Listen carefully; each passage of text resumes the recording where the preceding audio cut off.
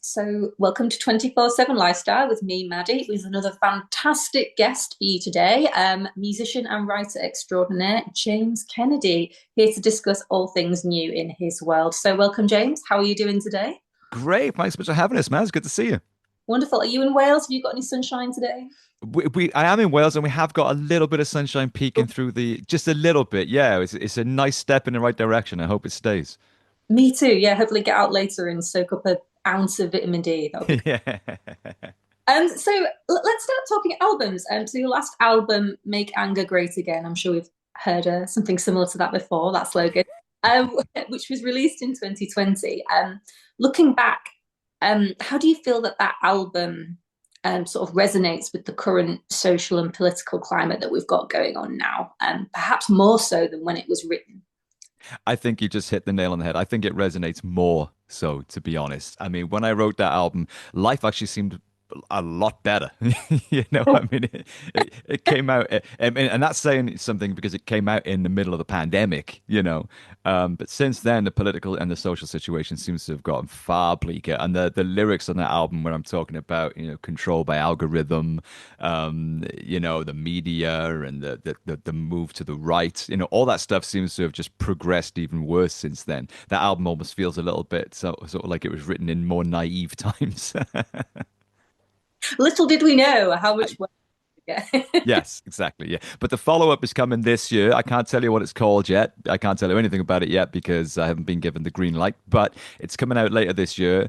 And it is along the same theme of the last album, Make Anger Great Again. And it is much more fitting with the current times that we're in now, in the sense that the lyrical content's more intense, the delivery is more intense. It's kind of like Make Anger Great Again, cranked up even more, if you can imagine that. So to fit the times we're in.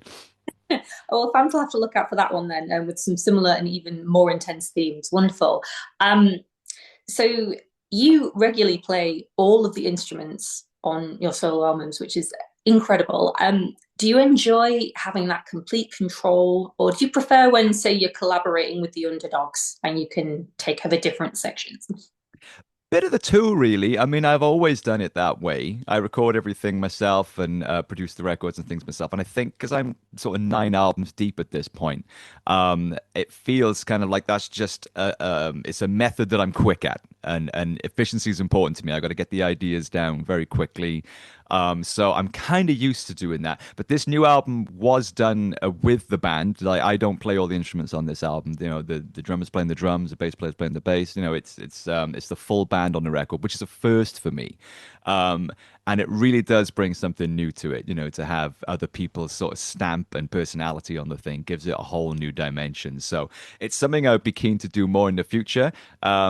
But yeah, I've just got to try and slow myself down because I work very, very quickly, and I'm so used to just like that autopilot of just like, right, let's go, right, just put everything down, right, there's an album next.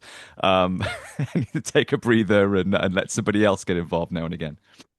Well, so you work at an incredibly fast pace. I mean, how does that work? So the song thoughts, they come to you and you've immediately got to get them down. What's the sort of process there? Pretty much that, really. Yeah. I mean, the reason I've got the technical side of things down so quickly is so that it doesn't get in the way of that inspiration. So when I get the idea, oftentimes I'll just record it straight away and like catalog a load of ideas, and then from there it will just evolve. Almost within the space of a few months, I'll have a whole album written, recorded, produced, ready to go. I'm the same with books. My first book was written in just over 2 months. My second book was written in about 4 months.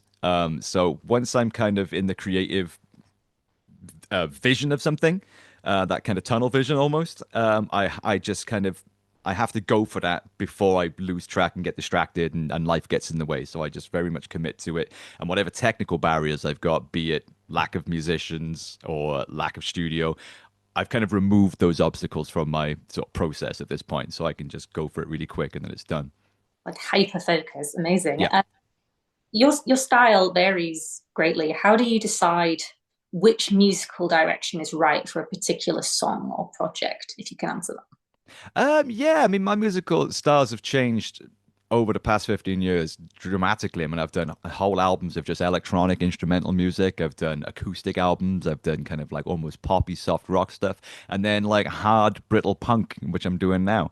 I kind of just go with whatever I'm feeling at the time. I have to be like authenticity. It has to come from a place of authenticity for me. So as long as I feel like it's an honest expression of what I'm feeling right now, then I go with it. And my musical interests are all over the map and always changing anyway. So I kind of like the challenge of exploring new genres.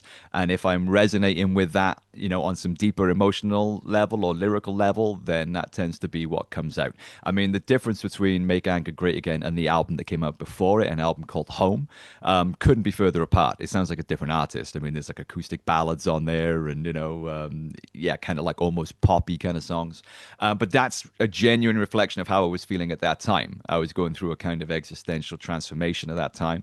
And that was exactly how I was feeling. You know, some people who were used to what I was doing before, which was very progressive and again and politically orientated, kind of felt that I was taking a stab at selling out by doing a commercially orientated album, but it genuinely wasn't that. It was just like that's how I was feeling at the time. And then when I got that out of my system and I was angry at the world again, then I did Make Anger Great Again, you know. So I mean, this album is still very much in the same vein as the album before it. But I mean, who knows? After this, you know, life might get better. I might do a, you know, a K-pop album. Who knows? But I suppose punk like lends itself very well to the sort of political themes that you've got coming up in the new album. Yeah, 100%. Yeah, yeah. Fantastic. Um, so touring, you've toured extensively. What's been the biggest lesson that you've learned about being on the road? And what do you think? What do you kind of wish that you'd known when you'd started out doing that? Oh man, that's a tough one. I've only ever really done touring the hard way, and I don't need to do it the hard way anymore, but I still do because it's kind of what I'm used to, and it's kind of like almost my comfort blanket to kind of do things that way. Um, I wrote a lot about this in my first book, like lessons from touring, kind of the hard way. I mean, my sort of the people that I'm talking to in my songs and my books are the underdogs, I guess. You know, I mean, the 1% successful rock stars, they've got their books, they've got their documentaries. There's no one that really speaks for the 99% of other musicians and their reality. And the reality for most musicians is that touring generally involves transit vans, um, mostly sleeping in them, you know, living in them, driving in them. So the lessons I've learned from that, you know, one of the lessons that I put in the first book was service stations are your friend, you know. So, you know, you park up at a service station after the gig, you get out of the city so you don't not dealing with city center traffic the next morning, get out of the city, do a few hours after the gig. When you're about to fall asleep at the wheel, pull into a service station, sleep there in the van usually, and then when you get up, you got showers, coffee, breakfast, and you're already on the motorway. And then you know that's kind of like that's one of the practical tips that I learned the hard way from years of sleeping in transit vans. Works all over Europe as well. In fact, it's much better in Europe because the service stations are so much higher caliber in Europe. And yeah, I mean, these are the tips that people need. Do you have a UK service station? Do I have a what? Do you have a favorite UK service station? I do. I do. And we were talking about this the other day, and I can't remember which one it is, what it's called. I remember it vividly because it was like an aha moment, you know, where the heavenly choirs sing. I think it's on the M5, but I can't tell if it's north or south. I can't remember. We were talking about this the other day because we were trying to find it, and we were stopping at a service station in the band, and we were all like, "Oh my God, I wonder if it's that place," and it wasn't. We were gutted. But I do have one, and I think it's the same one that a lot of bands have, but I can't for the life of me remember what it's called. So Yeah. apologies to those guys. Service station out there somewhere. Yeah, yeah, yeah, yeah, yeah. Cool. So you've been very politically vocal about the issues facing musicians today. What's the single biggest change that you'd like to see to make touring viable again for the average musician? Oh man, it's the cost of everything, I think. I mean, obviously there's the Brexit thing talking about international touring, but I mean that aside, just domestically, everything is so expensive now. You know, the fuel, hotels, merchandise. Some venues take a cut of your merchandise, which is really unfair. Oh, really? Oh yeah, 100%. Yeah, especially like the the big chain venues. If you want to sell product in their on their shop floor, then they want a cut of it, which I think is really sneaky because musicians are barely making ends meet. Most musicians are functioning at a loss. So I think the main change would be and it's a difficult one because who's to blame? I mean, venues have got higher rents. Uh, Beer is more expensive now. For them as well as the consumer. And I think most music, concert going members of the public are also struggling as well. Times are hard for everybody, so less people are going out to concerts. So it's a complicated one. I think until the broader economic ecosystem is more healthy, I don't think we're going to see a lot of change. But I think generally, I think the arts just need to be more respected in this country because it's something that we're so good at. On the world league table, I mean, the UK is right at the top. I mean, look at our legacy musically. But on the continent, in places like France and Germany, and Ireland now we're seeing as well, where musicians are getting subsidized by the government, and music is seen as, a well-respected contribution to society. Whereas over here in the UK, still, I think there's this stereotype of if you're a musician, you're basically trying to just avoid getting a real job, So I think we need to have more respect for the arts, particularly music in this country, which is something that we're really good at. And hopefully, when things start to recover, if people can support bands by going out and seeing them, buying a T-shirt, then venues can make more money. They can afford to pay bands more, and hopefully, the whole thing will cascade from there. But it's really difficult at the moment. It really is. So yeah, hopefully things will change on that front. So from the sort of grassroots level to that sort of top layer of musicians, a lot of has been made in the media recently about agile ticket pricing and really high price tags to see major artists. I think Harry Styles tickets were going for four figures, so Yeah, crazy like that. yeah. Um, how do you feel about that? What's your view? Do you think they're allowed to price what people are willing to pay, or do you think they should make it more accessible? Oh, it's a tricky one. And that whole world really is a kind of different island to the one that I operate on. I mean, that's kind of like mainstream, right at the top, 1%. You're talking about the 1% massive global promotional chains. You're talking about the 1% of top global artists. I think, everything below that isn't really part of that system. So it's a shame that people will spend four figures going to see one artist when they could go and see 400 bands on their doorstep, for the Yeah, same amount of money and have a great time meeting new people and be like 2 inches away from the artist, probably meet them afterwards and have a photo and all that sort of stuff and discover tons of great new music that might change their life forever. They're going to spend all of that money on one night to go and see one artist from about a mile away in a stadium and then spend 4 hours stuck in traffic. It's like, yeah, I don't get it. But that's a very different world to the one that I kind of speak for, really. Um, I mean, none of those problems really exist outside of that particular 1% of the industry. I mean, if you buy a ticket to see a concert, for the other 99% below that level, you're paying the prices on the ticket, and it's first come, first serve. And if you miss it, you miss it. yeah, that's their prerogative if they want to do that. But yeah, people should definitely be supporting local bands and helping them to thrive and keep going. And it sort of benefits the local community as well. Like if people go out to a nightclub in town and see a band, they go into a local bar, to have a drink or two beforehand. They might go to a takeaway afterwards. Whereas if you go to a stadium, in the whole stadium complex, you're buying your beers in the stadium. You're paying £10 for a pint or something ridiculous. It doesn't benefit anybody other than the one company that's hosting the thing. I think, and it's actually been proven in studies that going to a local gig at a local club in your hometown benefits not just the venue or the band. It benefits so much more of the local ecosystem. You're getting a taxi there, and again, like I say, bars and restaurants and stuff all benefit from that. So it's got actual tangible economic benefits, as well as, supporting the local culture and the up and coming artists, the next Harry Styles, the next Ed Sheeran. Those guys are fine at this point. They don't need any help. They're fine. Go and see somebody else. Absolutely. Support your local bands, Yeah. people. Um, You've spoken very openly about your struggles of being an independent musician. How do you maintain a balance mentally? How do you keep your mental health in check?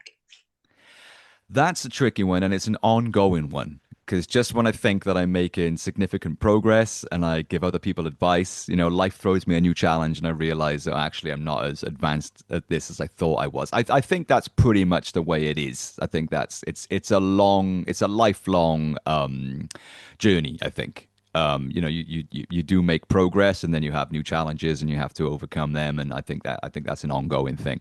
For me, it's really hard in this business to maintain balance. And I think it's the same for a lot of freelance people, regardless of the industry, because you're always in work. You don't really know how much you're making from one week to the next or one month to the next. You constantly have to be, on your phone. You constantly have to be grabbing opportunities and working. Sometimes you're working 80-hour weeks and then you've got nothing, and you're stressed. So I think it comes with this industry in particular. So I think all you can do, if it's in your blood and you want to keep doing this thing and you want to be in it for the long haul, you have to put systems in place that work for you. And it is an individual prescription. Everybody's different. Some people meditate, some people exercise, some people go out for walks. You've got to find what works for you. For me, I need my off days. I'm realizing that more and more. And I find I struggle with that on tour because, I'm an introvert by nature, as many artists are, and we got a very extroverted job. And I find that when I'm on tour and I'm around people all the time, and then you're gigging and then you're talking to people, then you're partying in the hotel, it's like, it's all good stuff. But after a while, it's like, oh my God, if I don't have just 24 hours of complete solitude, you know, I'm going to go insane. It really affects me. I get depressed, I get anxious and all that sort of thing. And I'm realizing now that that's actually what I need. I don't need any particular, treatment or anything like that, but I do need a complete sensory shutdown for about 28 or 48 hours. And then my faith in humanity returns and I'm feeling refreshed and ready to go again. So that's what works for me. Out there, yeah. Yeah. Yeah. Yeah. Yeah. Fab. Your second book, Loud Medicine, came out last year. Very exciting. For those who haven't read it, what are the key messages about the music industry's underbelly that they can discover in there? Oh, wow. Well, there's loads. I mean, my first book was an autobiography. This book, Loud Medicine, the new one, is a kind of a collection of essays, I guess. Like each chapter deals with a different issue within the music industry from the underdog perspective. Like I said, from the perspective of the 99% of working musicians out there struggling to do their thing. Um, and it covers everything. It's talking about AI, my thoughts on AI and how that's going to affect things and what we can do about that. It's talking about how you can support your local artists and your favorite bands, what you can do to get more involved. There's like practical tips there. There's a full blueprint of how to survive if you're an upcoming band, and you want to get out and do shows and make it financially viable. There's a whole chapter on that. There's a whole chapter on mental health and the disturbing stats around that in the music industry and some practical tips, like we just discussed, on what you can do to keep yourself on an even keel in this crazy business. There's some road stories in there, which celebrate why we do this thing in the first place, So there's the full spectrum of celebratory appreciation for this business and the craft and the people within it, and also, some really honest explorations of the problems we face, the problems we've got coming up, and what we can hopefully do about some of them. Well, very comprehensive. Yeah. Where can people find this book? You can find it in all good bookstores. Obviously, it's in all the usual online places as well. I won't mention any names, but wherever you get your books, it'll be there. It was published in the States by Chicago University, so it's distributed in America as well. It was published by University of Wales in the UK. So yeah, if your physical bricks and mortar bookstore hasn't got it in on the shelf, they can order it in. You can get it on all your usual online bookstores as well. So everywhere. Great, check it out, people. Um, so moving on to the James Kennedy podcast, you have an amazing array of guests on there. Is there any favorite guests that you've had or any dream guests that you're looking to bring on in future? I've got a few dream guests, yeah, and I've got my tentacles out there, working on them already. I haven't got them on yet. Um, I've been trying to get Tom Morello on from Rage Against the Machine. That would be amazing. And I have been in dialogue with his people for a few months now.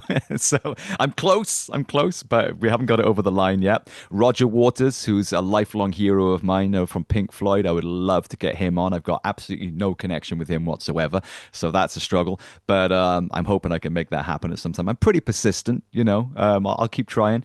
In terms of favorite guests, I mean, man, it's been so many, so many. I feel so privileged to be able to do the podcast and have one-to-one conversations with some of the world's most amazing, um, inspiring people. Some of the authors and political activists and artists and thought leaders.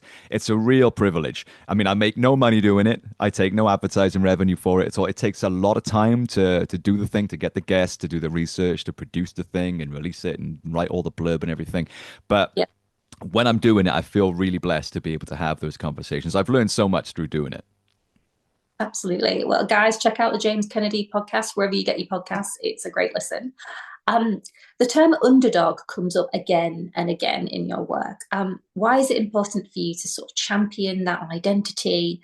And what is it about underdogs trying to break through into music? Well, one, I suppose I feel a certain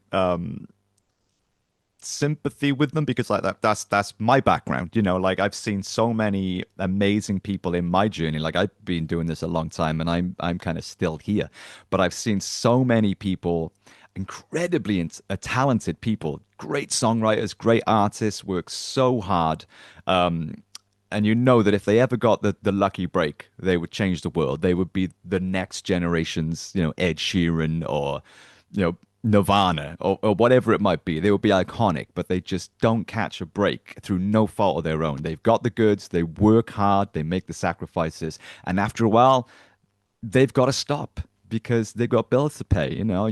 They might have kids, they have to stop. And I've just seen so much more of that than I have, what we get from the 1%. And I just feel that it's so unfair that a very tiny percent of every industry gets all of the sort of respect and all of the attention and all of the reward, and everybody else who's doing work equally as good, if not better, and is working so hard against all the odds for no reward, gets nothing. And I just feel that it's, I guess I feel a kind of solidarity with those, with the underdog, as I call them, in all industries. Like I said earlier, I think the 1% are doing fine. They don't need any more love. They don't need any more money. They're doing fine. They're taken care of. I'm much more interested in what's happening elsewhere because I think that's where innovation happens. When people get successful and they get comfortable and they get disconnected from reality, pretty much most of the time, that's when their work starts losing its edge.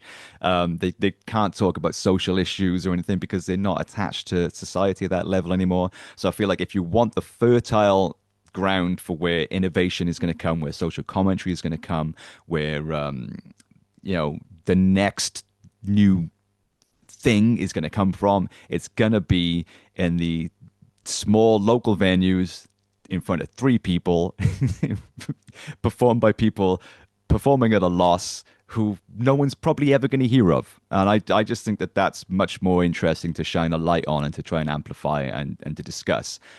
So for me, yeah, I have solidarity with the underdogs. I am one of them. I live in that world, and I can see all the beauty that it's got to offer. And I just wish that this industry was much more fair, equal, and was just run in a different way. I don't know what the answer to that is, but yeah, it's just a shame to see so much incredible talent just go to waste. It's so sad. You wonder how many great artists we've missed out on just because of that. It's really, really sad. Thousands, thousands. So hopefully we'll make some progress there. Fingers crossed. Um, you've been really open about your experience with hearing loss and tinnitus. How has that changed the way that you listen to music, both as a fan and as a producer? Um, it hasn't really. I mean, I was very fortunate in the sense that my hearing loss and tinnitus happened through surgery when I was about the age of 10. So I don't really remember life before that. So I adapted to life, with 40% hearing loss um, in high school. Um, and now that's just my normal. For people who've got it much later in life, I can't imagine how distressing that must be. Certainly for people with tinnitus, I know people have taken their own lives over tinnitus. Like I can hear my tinnitus now. I've got like a jet engine roaring in my left ear, but it's always been there as far as I can tell. So I don't know what life is like without that.